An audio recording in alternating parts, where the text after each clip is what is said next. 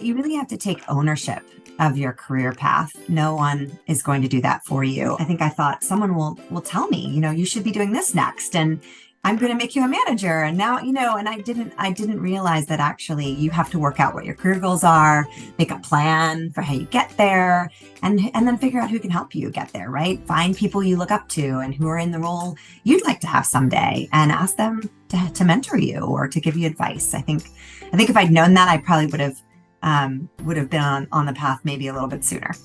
Curiosity and just be the sponge. I like to kind of subscribe to this idea of being a lifelong learner. And just because you graduate college, or maybe you stop at high school these days, I don't know, it doesn't mean you can't stop finding ways to learn something new and kind of advance yourself. So I think I would recommend to always kind of find that curiosity spark and keep learning. If you want to be a highly successful marketer, go and do a job outside of marketing.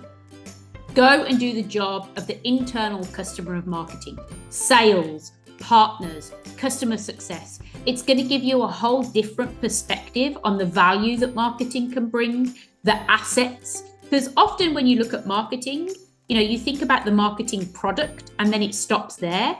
But when you think about the full marketing ecosystem, how that product can turn into pipeline and revenue and bring more consumers to a platform, then you really open up your marketing world. So my advice is go do a role outside of marketing, either one of your internal stakeholders, or, go work in customer support and get close to the customers who are going to be using your platform. Truly want to be a established marketeer, there are many career paths within that, but if you'd like to do it end to end and someday maybe be a CMO, you probably have to cross a certain level of the creative or the arts part.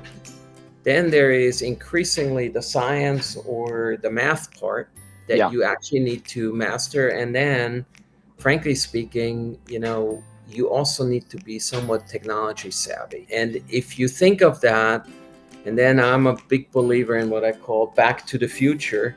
The best book, and I have it right, where I look over in my home office today, go back to, for those of you who haven't read Kotler, the basics of marketing management. There is a lot in there that applies to this day about positioning, value propositions, your customer centricity, things of that nature. And if you take that curiosity with a little bit of perseverance, I can't tell you, if you think it's a straight path that's just going to lead from a desire to do to something that's usually not how it works out. And then maybe the last one, in my personal career, I've been, again, if I look back, every 3 to 4 or 5 years, there's always been this proverbial fork in the road.